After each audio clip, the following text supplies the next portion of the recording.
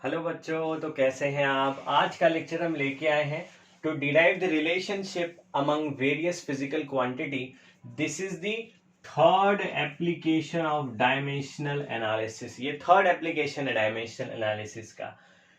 इस एप्लीकेशन में हम प्रिंसिपल ऑफ होमोजेनिटी का यूज करते हैं। By making use of the homogeneity of dimension we can derive an expression for any physical quantity if we know the various terms on which depends. क्या मतलब हुआ इसका, हम डायमेंशनल एनालिसिस के अंदर प्रिंसिपल ऑफ होमोजेनिटी की मदद से किसी भी क्वांटिटीज के बीच में रिलेशन डिराइव कर सकते हैं अगर हम जानते हैं कि वो फिजिकल क्वांटिटी किन किन क्वांटिटीज पे डिपेंड करती है। ठीक है, तो हमारे पास एक छोटा सा क्वेश्चन है। इस क्वेश्चन से हम इसको समझते हैं कि क्या कैसे रिलेशन डिराइव होते हैं, कैसे F equals to M A derive हुआ, कैसे F equals to M V square upon R derive हुआ, दैट इज सेंट्रीपिटल फोर्स का formula, F equals to M Newton second law of motion, ये कैसे derive हुए with the help of dimensional analysis. देखते हैं। Derive the expression for centripetal force F, मतलब आपको किसका एक्सप्रेशन डिराइव करना है, सेंट्रीपिटल फोर्स एफ का, acting on a particle of mass M.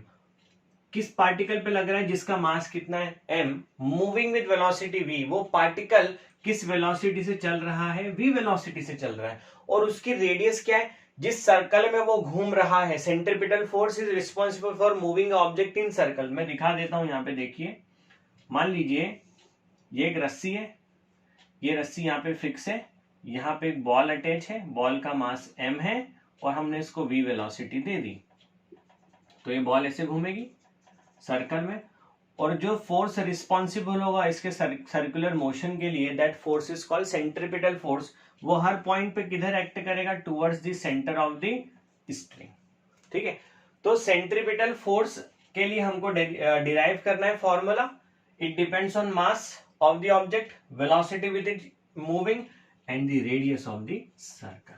ठीक है, तो अब ये रिलेशन डिराइव करना है, इसके लिए हम क्या करेंगे, हम बोलेंगे F डिपेंड्स ऑन MVR। अब किस प्रपोर्शन में डिपेंड करता है, स्क्वायर में, इनवर्स स्क्वायर में। तो हम मान लेते हैं कि वो m raise to power a, v raise to power b and r raise to power c पे डिपेंड करता है। f is directly proportional to m raise to power a, v raise to power b, r raise to power c।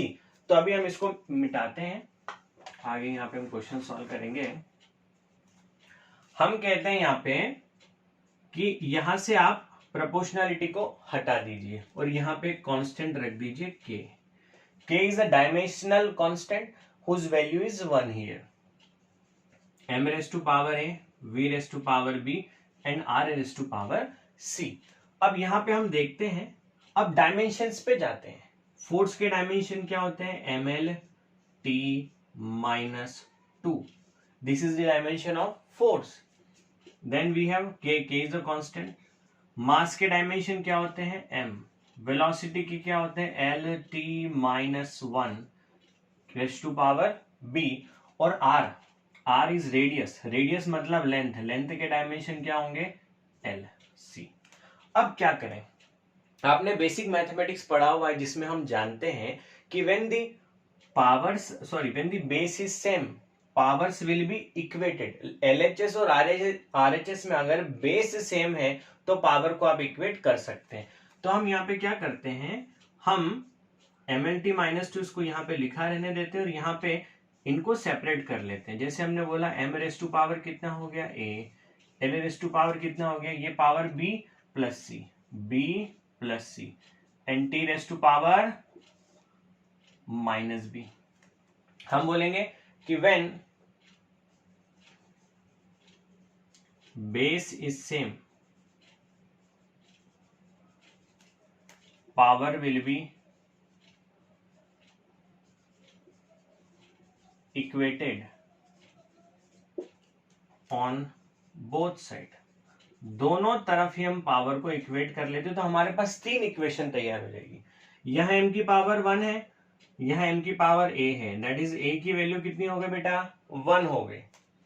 l की power यहाँ 1 है, सो इधर है b plus सी, तो b plus सी किसके बराबर हो गया, 1 के। ये इक्वेशन नंबर 1, ये इक्वेशन नंबर 2।